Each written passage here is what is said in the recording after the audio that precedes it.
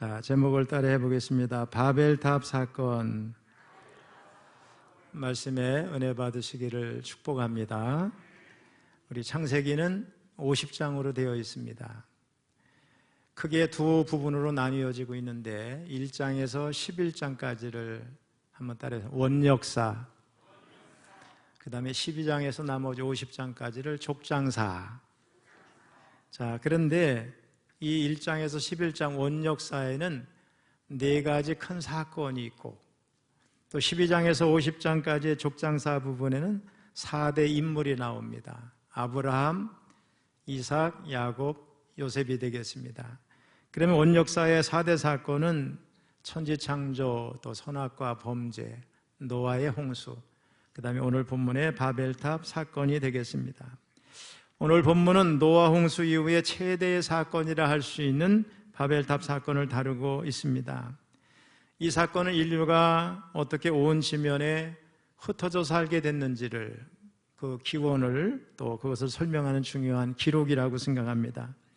특별히 바벨탑 사건은 인간의 교만과 하나님의 주권이 이런 충돌하는 그런 대표적인 사건인데 우리의 삶에 큰 교훈을 주고 있다고 생각합니다. 자, 여러분은 이 세상에 우리 사람들이 사용하는 언어가 어느 정도 되는지 혹 알고 있는 분 있어요? 저도 궁금해서 인터넷을 뒤져보니까 놀랍게도 7,151개의 언어가 있다고 합니다. 자, 그런데 이건 정확한 건 아니고 어떤 통계는 한 6천여 개, 또 어떤 통계를 보면 한 7천여 개 이렇게 나와 있어요. 누가 이걸 정확하게 셀 수 있겠어요? 우리가 세어볼 수가 없으니까 믿거나 말거나 그런 것 같지만은 어쨌든 엄청난 숫자의 각각 다른 언어가 존재한다는 것이 우리를 놀랍게 합니다. 자, 그런데 오늘 본문 1절을 보면 바벨탑 사건 이전에는 사람들이 언어도 하나고 말도 하나였다고 말씀하고 있어요. 우리 1절을 읽어봅니다. 시작. 온 땅의 언어가 하나요, 말이 하나였더라. 말이 하나고 언어가 하나였다는 말은 뭐예요? 사람들이 어디서든지 이렇게 자유롭게 소통할 수 있었다는 거죠. 오늘날 우리 영어 배우려고 우리 학생 자녀를 둔 부모님은 돈을 많이 드리는데 영어 배울 필요도 없고 제2 외국어를 배우기 위해서 노력할 필요도 없는 그런 아무나 만나면 대화가 가능한 세상이었다는 겁니다. 자, 2절을 보면 그렇게 한 언어와 말을 사용하던 사람들이 그 아라랏산, 노아의 방주가 있던 그곳에 모여 있다가 이제 동쪽으로 옮겨가게 됩니다. 그리고 마침내 시날 평지에 이르러서 거기에 거류하게 됐다, 이렇게 말씀합니다. 2절을 읽어보겠습니다. 시작. 이에 그들이 동방으로 옮기다가 시날 평지를 만나 거기 거류하며. 그 시날이 어디냐면 티그리스강, 유프라테스강 그 사이입니다. 고대 메소포타미아 문명의 발상지라고 볼 수 있는데 정확한 위치가 어딘지는 모릅니다. 그런데 성경에 시날이라는 말이 많이 나와요. 스가랴서 제가 책을 냈습니다. 거기도 좀 나오고 여기저기 나오는데 나중에는 이 시날이 바벨론을 지칭하는 말이 됩니다. 그런데 이 시날 지역은 강의 위역이기 때문에 물이 풍부하고 넓은 평지가 있었어요. 그 사람들이 여기서 살면 얼마든지 오래 살겠다, 이렇게 생각을 했던 것 같습니다. 우리 사람이 살아가는 데 있어서 환경이 미치는 영향이 되게 중요하다고 생각합니다. 환경 좋은 곳이 살기도 좋습니다. 먹을 것이 풍성하죠. 특별히 우리가 되게 4대 문명 발생지를 보면 다 강유역이잖아요. 강에서 물고기를 잡을 수도 있고 또 물이 풍부하니까 습지가 생기고 식물이 잘 자라게 되고 곡물을 재배하기도 좋으리라고 생각합니다. 여러분은 어떻게 생각하는지 모르지만은 여러 나라를 여행하신 분들은 되게 느낄 거예요. 우리나라는 세계적으로 참 좋은 환경에 있습니다. 나라의 대부분이 산으로 돼 있어서 산림지역이 잘 발전해 있잖아요. 제가 한 10년 때 그 서부 미국의 캘리포니아주 이렇게 쭉 위에서부터 아래까지 다녀보니까 그곳에 있는 나무들도 불쌍해 보이는 거예요. 전부 물이 부족하니까 말라 비틀어져 있어요. 집에 있는 나무들이 있지만 그냥은 절대 자랄 수가 없어서 그 밑에 다 물을 보내주는 호수가 연결되어 있다는 것을 우리가 알 수 있고, 혹시 그게 잘못되거나 막히면 그 나무는 죽는 거예요. 우리나라 오면은 나무들이 아주 푸릇푸릇하고 얼마나 보기가 좋은지 모르겠어요. 우리나라 어쨌든 녹색 환경이잖아요. 삼면이 바다로 되어 있어서 수자원을 얼마든지 이용할 수 있고 마음먹기에 따라서는 얼마든지 외부로 나갈 수가 있어요. 또 저도 몽골 가봤지만 몽골이나 저 남미 파라과이 이런 나라들은 바다를 볼 수가 없어요. 또 중동과 같은 나라들은 푸른 산림이 어디 있어요? 그냥 모래 사막이 주로 많지 않습니까? 초원지대를 보기가 힘들어요. 또 시베리아 같은 데는 너무너무 추워서 겨울도 길고 사람 살기가 어려워요. 또 가까운 일본만 해도 지진이 자주 나고 화산 활동이 또 빈번하고 태풍에 시달리는 나라 아니에요. 여러분 그런 거 생각하면 우리 철원에 사는 여러분 참 행복하시죠? 앞으로 저 남쪽에 사는 사람들은 더워서 죽을 것 같아요. 이제는 대구에서 잘 되던 사과도 안 되고 철원에서 잘 되잖아요. 뭐든지. 이 점점점 좋아져. 제가 14년 전에 우리 교회 왔을 때만 해도 아침 저녁엔 서늘했거든요. 근데 지금은 더워요. 그만큼 점점점 온난화 현상이 심해지고 있어요. 근데 철원이 얼마나 좋아요. 오대쌀. 정말 쌀이 좋은 지역이에요. 물이 없어서 농사 짓지 못하는 지역이 아니잖아요. 태풍이 와도요, 태풍이 올라오다 철원 좀 오면 다 지쳐버려. 다 사라져버려요. 이 철원이 그냥 아주 천혜의 장소예요. 통일한국이 되면 교통의 중심지예요. 저는 그냥 철원에 누가 손님만 오면 철원 자랑을 해가지고 되게 잘 넘어가요. 막 달라져가지고 철원에 오고 싶다 그런 사람이 많아요. 네, 이제까지 분단된 나라의 변방이라 생각했다. 아, 한국 전체를 보니까 중심에 있구나. 과거에 대단한 지역이었구나. 순교자가 있고요. 우리나라 최초의 기도원, 수도원이 있고 또 여기가 옛날 고려도 그렇고 태봉국도 수도였다는 거. 이 삼안을 생각할 땐 철원이 도읍진 거예요, 여러분. 대단한 지역 아니에요. 그런 자부심을 가져야 되겠습니다. 어쨌든 우리나라는 자연환경이 최고예요. 사계절이 뚜렷하고 최적의 환경입니다. 자, 노아의 후손들이 이렇게 동방으로 이동하다가 신할 평지에 왔을 때 그걸 느꼈다는 거예요. 아, 여기가 살만하구나. 날씨도 좋고 평야가 있고 아, 이곳에서 정착하자. 이렇게 결정을 했어요. 그리고 그들이 무슨 말을 하는가? 3절, 4절 읽어봅니다. 시작.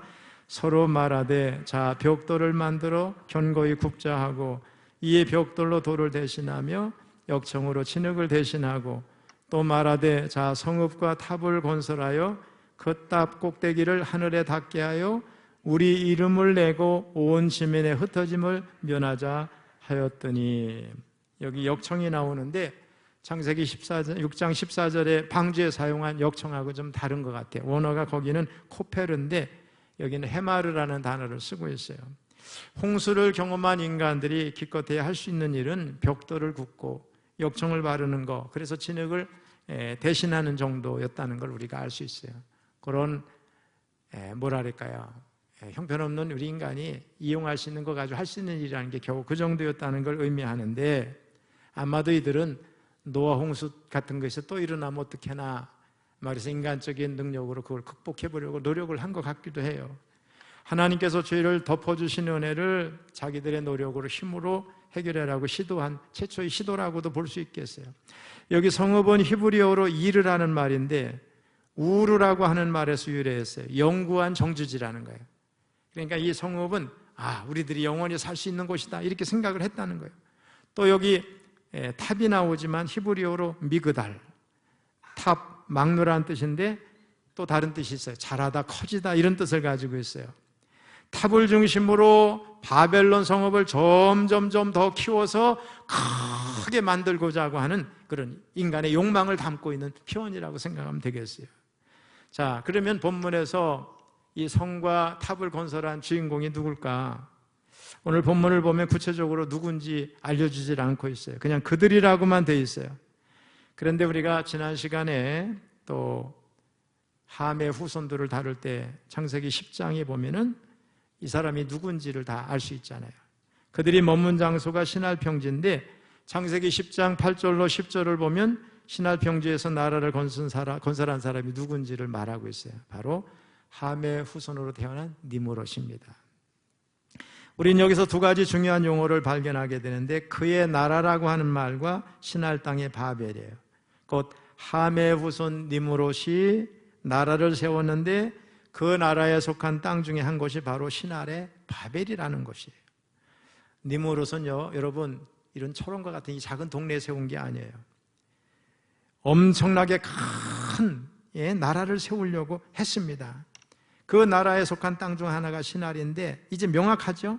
성읍과 탑을 만든 이는 바로 노아의 아들 가운데, 아들 중에 후손 중에 니므롯이라고 하는 사람과 그를 추종한 사람들이 이 성을 짓고 바벨탑을 쌓으려고 했던 겁니다. 그리고 그가 건설하던 성읍과 탑의 핵심은 탑을 건축하는 모습에서 그 본질을 우리가 알 수 있는데, 탑은 일종의 신전입니다. 신에게 경배하는 예배 현장입니다. 그 탑을 하늘 꼭대기까지 쌓자는 거예요. 자신들의 이름을 위해서, 흩어짐을 면하기 위해서 지었다는 거예요. 이것이 바로 도시를 건설한 니므롯의 궁극적인 목적입니다. 겉으로 보기에는 하나님의 도성, 하나님을 예배하는 것처럼 꾸몄어요. 근데 속으로는 인간의 왕국을 건설하려는 욕망을 가졌고, 겉으로는 마치 하나님의 왕국인 것처럼 멋지게 포장을 한 겁니다. 그렇습니다. 니므롯은 하나님 나라에서 가장 영광스럽고 장엄하며 은혜가 넘치는 핵심 가치가 뭐예요? 예배잖아요. 이 예배를 교묘히 변질시킨 사람이에요. 가짜 예배를 만들면서 마치 하늘의 예배를 드리는 것처럼 했어요. 이것이 예배 전쟁의 전형인데, 우리가 역사를 보면 구속의 역사 결정적인 시기마다, 교회 역사의 큰 전환기마다 이 예배 때문에 예배 전쟁이 계속되는 거예요. 거짓 예배를 자꾸 만드는 거예요, 사람들이. 참 예배를 만드는 사람들은 자꾸 개혁을 하고요. 아무튼 신할 병제 이런 사람들은 서로 소통하며 성읍을 건설하고 탑을 지어서 흩어짐을 면하려고 했는데, 4절을 보면 하늘에 닿게 하여 우리 이름을 내고, 이런 표현이 있어요. 여기서 우리는 사람들이 하나가 돼서 자신들의 이름을 드러내고자 했다는 걸 알 수가 있어요. 특별히 성읍과 탑은 도시를 의미합니다. 도시가 뭐예요? 도시를 건설하면 사람들이 모여들잖아요. 그러면 어떻게 돼? 거기에 통치가 있게 되고 또 법이 만들어지게 되고요. 결국은 이런 시스템이 갖추어지게 되면 힘이 되는 거잖아요. 사람들은 하늘에 닿고 싶어 했어요. 이것이 바로 하나님 없이 사는 인류의 전형적인 모습이라는 거예요. 고대 알렉산드리아의 철학자 필로에 의하면 바벨탑을 쌓는데 사용된 벽돌마다 사람의 이름이 적혀져 있었다, 이렇게 말을 하고 있어요. 여러분, 이름을 내는 건 사람들이 다 좋아하잖아요. 우리나라 사람도 그래요. 전국에 유명한 절에 가면 기와장들기 쌓는 데 보면은 거기 뭐 있어요? 사람의 이름도 적고 주소도 적고 전화번호도 적어놓고 그래요. 또 높은 산에 가면 바위마다 그 이름을 자꾸 적어놓는 사람이 있어요. 여러분, 유럽에서 가장 높은 산이 몽블랑이죠. 또 스위스에 가면 저도 올라가 봤습니다. 융프라우. 거기도 한국 사람이 자기 이름을 적어놓는데, 또 우리 신학대학에, 감리교 신학대학에 가면 또 누가 많이 헌금을 했고 어느 교회가 뭘 했는지 홀에다가 그거 다 해놨잖아요. 하지만 우리는 알아야 될 줄로 믿습니다. 우리 주님은 자신의 이름을 내는 사람의 이름을 높여주는 게 아니라 자신의 이름을 지우는 사람을 높여줄 줄로 믿습니다. 자, 그러면 성읍과 탑을 건설하는 일이 왜 잘못됐다고 하는 건가? 흩어짐을 면하는 게 뭐 이렇게 잘못된 건가? 사자처럼 힘센 것도 아니고 말처럼 빨리 다니지도 못한 인간이 흩어짐을 면하기 위해서 노력하는 게 뭐 이렇게 잘못됐을까? 조금 이따 설명하겠지만 하나님은 그들의 행동을 기뻐하지 않으시고 하나님에 대한 도전으로 생각하셨다는 거예요. 노아 홍수 이후에 하나님은 어떻게 해요? 생육하고 번성하여 땅에 충만하라 그랬는데 이 하나님의 명령에 도전한 거라고 생각하면 되겠어요. 그래서 5절 말씀을 보면 하나님께서 인간의 교만한 계획을 직접 심판하시기 위해서, 좌절시키기 위해서 개입을 하세요. 우리 5절을 읽어보겠습니다. 시작. 여호와께서 사람들이 건설하는 그 성읍과 탑을 보려고 내려오셨더라. 여러분, 하나님이 탑을 보시려고 내려오셨다는 얘기는 에덴 동산에서 하나님이 사람과 거닐었다는 표현처럼 신인 동영론적인 표현이에요. 비행기 타고 높이 올라가면 땅에 있는 것들은 아무리 높아도 다 붙어 있는 것처럼 땅에 보이는데, 하나님이 내려오시다는 얘기는 알고 보면 여기 비아냥적인 표현일 수도 있어요. 보이질 않아서 내가 내려가야 되겠다, 그런 뜻도 되는 거잖아요. 아무튼 하나님께서 인간의 행위를 다 파악하고 계시다는 그런 의미가 이 안에 들어있다고 보면 되겠어요. 하나님은 하나님의 형상대로 지음받은 인간에게 무한한 잠재력도 있음을 아셨어요. 교만한 상태로 그냥 두다 보면 점점점 그것이 파급이 될 것도 아셨어요. 그래서 뭐라고 말씀하세요? 6절을 읽어봅니다. 시작. 여호와께서 이르시되 이 무리가 한 족속이요 언어도 하나이므로 이같이 시작하였으니 이후로는 그 하고자 하는 일을 막을 수 없으리로다. 자, 그러면 하나님은 이런 인간을 어떻게 막으시는가? 7절을 읽어봅니다. 시작. 자, 우리가 내려가서 거기서 그들의 언어를 혼잡하게 하여 그들이 서로 알아듣지 못하게 하자 하시고, 하나님은 인간의 언어를 혼잡하게 하셨어요. 의사소통이 되지 않게 하셨어요. 그 결과로 인간은 언어의 장벽, 문화의 장벽이 생겨나서 흩어질 수밖에 없었어요. 여기 우리가 언어를 혼잡하게 하자, 이 표현은 인간들이 뭐라 그랬어요? 우리가 벽돌을 굽자 그랬는데, 이게 대조되는 표현이라고 생각하면 되겠어요. 인간은 벽돌을 구워서 높은 탑을 쌓고 성을 건축해서 흩어짐을 면하려고 했지만 하나님은 어떻게 오히려 그 결과로 흩어지게 하십니다. 의사소통이 되지 않는 사람들을 온 지면에 흩으셨어요. 그래서 사람들이 도시와 탑을 건설하는 일이 중단이 됐어요. 우리 8절 9절 읽어봅니다. 시작. 여호와께서 거기서 그들을 온 지면에 흩으셨으므로 그들이 그 도시를 건설하기를 그쳤더라. 그러므로 그 이름을 바벨이라 하니 이는 여호와께서 거기서 온 땅의 언어를 혼잡하게 하셨음이니라. 여호와께서 거기서 그들을 온 지면에 흩으셨더라. 갑작스러운 언어의 혼잡으로 더 이상 단합하면서 건축 공사를 할 수가 없어서 흩어질 수밖에 없었어요. 여러분, 언어의 분산은 힘의 분산이죠. 그들이 가장 원하지 않은 결과가 만들어졌어요. 우리 성경에 보면 항상 추방이나 하나님과 멀어짐이라고 하는 것은 언제든지 죄의 결과입니다. 아담과 하와가 그랬고 가인도 그렇고 신할 땅의 인류가 그렇습니다. 자, 여기서 도시건설의 중단만 언급이 되고 탑에 대해서는 말씀하지 않는데, 탑보다는 분산을 거부한 거대 도시의 건축 자체가 하나님께 대한 도전이기 때문에 그렇습니다. 자, 이제 신할 땅의 이름이 바벨로 명명이 됐어요. 그래서 우리가 성경에는 바벨탑이라는 말이 없지만 바벨탑, 바벨성 이렇게 말하는 거죠. 그 이름의 기원이 오늘 성경에 언어의 혼잡 때문이라고 이런 원인론적 설명이 덧붙여 있습니다. 자, 여기서 우리는 다시 한번 자연스럽게 질문을 던지게 되는데, 왜 하나님은 성읍과 탑을 쌓는 것을 금지하셨을까요? 자, 오늘날에도 세계 곳곳에는 엄청나게 높은 빌딩들이 계속 지어지고 있어요. 자, 인류가 만든 건물 가운데, 빌딩 가운데 최초로 100층이 넘었던 건물, 최초의 빌딩은 미국의 엠파이어 스테이트 빌딩입니다. 제가 올라가 봤다 그랬죠. 102층이에요. 청교도들의 수를 기념해서 102층으로 했는데 높이가 380m입니다. 그러면 지금 전 세계에서 가장 높은 빌딩이 어디 있는지 아세요? 혹시 아는 사람이요? 두바이에 있습니다. 두바이의 부르주 할리파 빌딩은 2010년에 완공이 됐어요. 지금부터 15년 전에 163층의 높이가 829.8m예요. 우리가 자동차를 가지고 100km 속도로 가도 한참 가죠? 현존하는 최고의 높이의 건물이에요.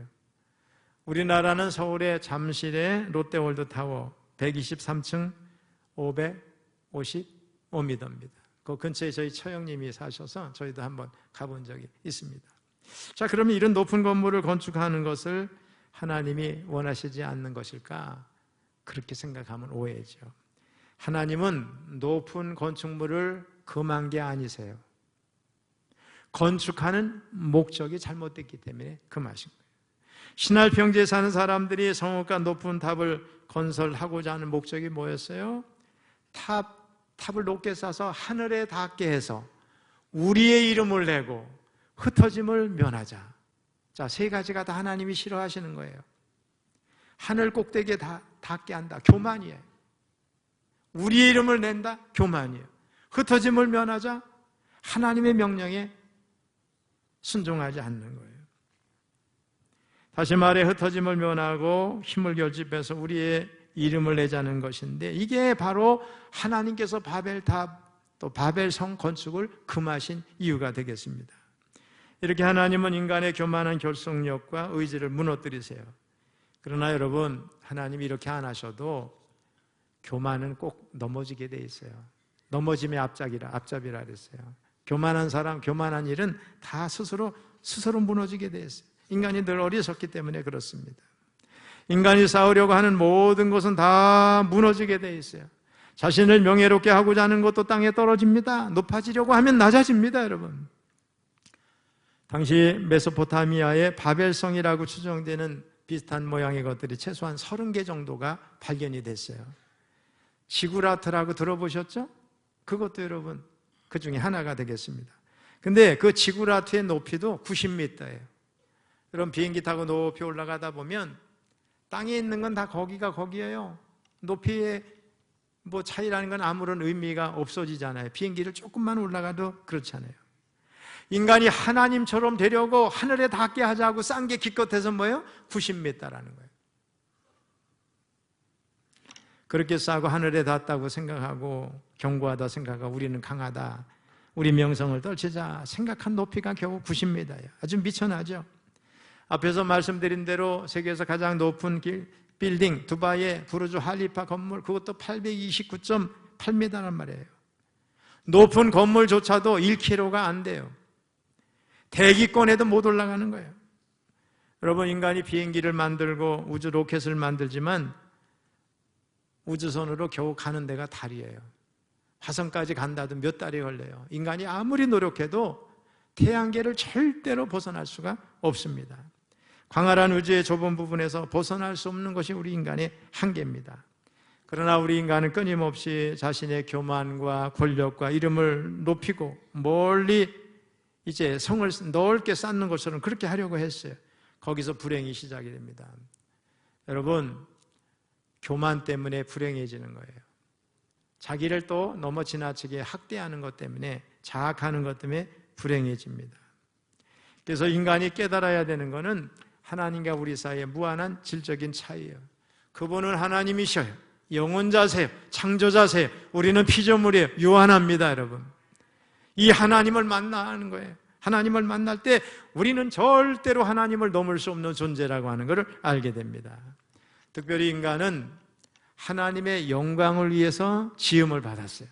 그래서 종교개혁 개혁자들의 생활 모토 가운데 하나가, 한번 따라해보세요. 하나님께 영광.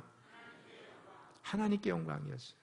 근데 손으로 지음받은 인간, 우리 하나님의 영광을 위해 살아야 되는데, 우리 하나님께서 그럼 우리 인간을 지을 때 하나님의 영광을 지었다는 얘기를 우리를 꼭두가시처럼 만들고 하나님의 이기적인 욕망을 채우려고 그렇게 하셨는가?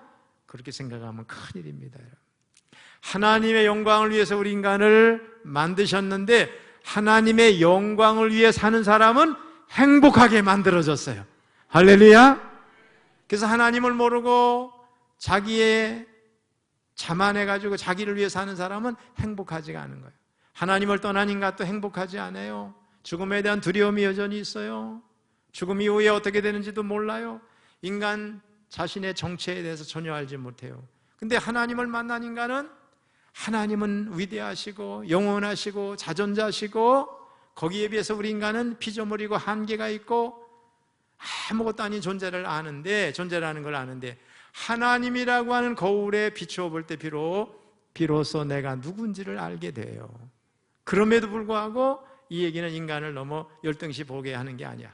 인간만이 하나님의 형상대로 지음을 받아서 도덕적인 존재로, 의지적인 존재로, 또 우리 마음에 양심이란 법을 주셔서 옳고 그름에 대한 판단을 할 수 있는 존재로, 또 죽음의 문제를 고민하면서 끊임없이 진리를 찾아가는 존재로 만드셨다는 거예요. 그런 의미에서 하나님의 영광을 위해서 사용되는 인간은 그 삶 자체가 행복한 거예요. 어떤 사람은 혹시 오늘 주일날 와서 예배 드리는 대신에 놀러 가면 더 행복할 줄 알죠? 신앙을 가진 사람이라면 오히려 괴로워요. 신앙이 없는 사람이라 그러면 이것이 전부가 아닌데 늘 그렇게 생각할 거예요. 인간의 방황은 하나님을 만나기 전에 끝이 없고요, 하나님을 예배하는 사람이 될 때 그 마음에 기쁨을 주시고 감사를 주시고 우리가 늘 행복하게 된다는 거예요. 이게 하나님의 영광을 지원받았다는 게 너무 대단한 거라고 생각하면 되겠어요. 우리 사랑하는 성도 여러분, 1961년 소련의 우주비행사 게르만 티포트라는 사람이 두 번째 우주여행을 하고 최초로 우주에서 하룻밤을 잔 사람이에요. 그는 기자들에게 이런 말을 했다고 합니다. 때때로 사람들은 신이 지구 밖 저 우주에 있다고 말합니다. 그런데 나는 하루 종일 주의 깊게 둘러봤지만 거기에는 아무도 없었습니다. 그는 당시 가장 높은 곳에 가봤지만 하나님이 없다고 말한 거예요. 근데 1968년 미국의 아폴로 8호의 우주비행사들은 달 궤도를 돌면서 그 우주 속에 우리 지구만이 파랗게 생명체가 있는 아름다운 모습을 보면서 감탄을 해서 창세기 1장 1절로 10절을 낭독하면서 하나님을 높였습니다. 여러분, 두 비행사 모두 가장 높은 곳에 닿았지만 하나님을 바라보는 시각은 천양지차였어요. 오늘날 세계 대부분의 나라들과 도시는 랜드마크라는 게 있어요. 우리 철원의 랜드마크는 횃불탑, 또 뭐가 될까요? 뭐가 노동당사? 뭐가 있을 수 있겠죠? 우리 믿음의 사람은 대한수도 뭐 이렇게 생각할 수도 있겠어요. 근데 모든 탑을 세우는 기원은 바벨탑에서부터 시작이 된 걸 우리가 알 수 있는데, 이 바벨탑 사건은 하늘에 닿고자 하는 인간의 욕망을 담고 있습니다. 하지만 인간이 힘을 모아 자신들의 능력과 노력과 기술을 통해 하나님의 명령을 거스르고 스스로의 영광을 추구하라는 것이 얼마나 허망하고 부질된 것인가, 위험한지를 잘 보여주고 있습니다. 혹시 여러분 집단지성이라는 말을 들어보신 적이 있나요? 혹시 집단지성이라는 말이 들어봤거나 무슨 말인지 아는 분 한번 손 들어보세요. 우리 군인 형제가 딱 손을 드네요. 요즘에 야권의 여권의 그 국회의원들 중에서도 또 지도자들 중에서도 집단지성이라는 말을 종종 사용하더라고요. 이게 사전에 찾아보면 다수의 개체들의 협력 또는 협업을 통해서 얻게 된 집단적 능력이다, 이렇게 되어 있어요. 그래서 이 집단지성이란 이 의미, 요즘에 기업에서도 한 사람이라도 더 의견을 듣고 많은 사람들의 의견이 모아지고 또 많은 사람들이 있으면 거기서 좋은 것이 나온다고 하는 생각에 사로잡혀서 기업에마다 심지어는 성소수자도 의무적으로 채용하는 기업도 있을 정도라고 해요. 문제는 뭐냐? 집단이 항상 지성적이고 바른 결정을 내릴 수 있는 게 아니라는 데 있어요. 근데 집단으로서의 다수가 우위를 점할 때 이 수적 우위는 권력이 되고, 이러한 권력의 과시욕이 더해지면 권력은 반대 의견을 묵살하게 되고 외골수가 되어버릴 위험이 있어요. 거기다가 교활한 지도자가 세워지면 교묘하게 집단을 가스라이팅해서 편견이나 선입견에 사로잡히게 되면은 사람들의 눈길은 가려지고요, 독재가 되는 거예요. 히틀러 같은 사람 여러분 다 아시지 않습니까? 여러분, 집단지성의 바탕에는 인간 집단의 힘을 신뢰하는 사상이 자리 잡고 있어요. 근데 우리는 알아야 되겠어요. 믿음 없는 100사람의 판단과 생각보다는 어떤 때는 기도하는 한 사람의 생각이 옳을 수 있어요. 믿으시면 아멘. 우리 믿음의 사람은 이렇게 생각하는 거예요. 오늘 우리 민주주의는 다수결의 원칙이라고 하는 걸 보편적으로 그렇게 받아들이고 있지만은 우리는 신주 통치 받는 사람이에요. 하나님의 뜻이 옳은 거예요. 기도하는 사람이 옳을 수도 있다는 거예요. 많은 수가 옳은 게 아니에요. 그래서 많은 사람들이 힘을 모으면 올바른 길을 찾아갈 수 있다고 하는 이 인본주의 사상에 매몰되면 안 되는 거예요. 오늘 본문에 기록된 바벨탑 사건은 우리가 힘을 모아서 하늘에 닿게 하여 이름을 내고 여기에 다 우리가 머물자, 이렇게 생각을 한 거예요. 흩어짐을 면하자 그랬어요. 여러분, 사람은 분명하게 훌륭한 존재는 맞는 것 같아요. 제가 지난주에도 저희 딸을 공항에 태우러 가다 보니까 저 연천 이렇게 부근에도, 전곡 부근에도 이 산속에 있는 집들도 이렇게 아름다워요. 어느새 우리 사회가 잘 사는 사회가 됐어요. 우리나라에 집 짓는 물자 같은 거 얼마나 많이 만들어지는지 몰라요. 너무나도 좋은 사회에 우리가 살고 있잖아요. 그걸 생각하면 우리 인간의 능력이 대단하다 이렇게 생각할 수 있지만 분명한 건 뭐냐? 우리 인간은 하나의 피조물에 불과하다는 사실입니다. 사람을 창조하신 높고 위대하시고 광대하신 창조주 하나님이 계십니다. 사람은 더 훌륭한 일을 해보겠다고 모여서 집단을 이루고 머리를 맞대서 집단 지성을 얻고자 하지만 이 모든 행동을 지켜보시는 누가 계셔요? 하나님이 계시다 하는 것이 바벨탑 사건이 우리에게 주는 교훈인 줄로 믿습니다. 여러분, 우리는 교만하면 안 되겠어요. 머리를 짜내면 하나님도 넘을 수 있다는 생각 위험합니다. 여러분, 하나님의 영광을 위해 살면 그보다 더 우리 영적으로 풍성해지고 깊이가 생기고 감사가 넘쳐나게 되고 삶이 풍요롭게 될 줄로 믿습니다. 여러분, 우리 오늘 바벨탑 사건을 잘 생각하면서 우리는 하나님의 은혜를 구하고 하나님의 영광을 위해 살 때 우리 본연의 모습으로 돌아가서 행복한 사람이 될 수 있다고 하는 사실 늘 기억하시기를 주님의 이름으로 축원합니다.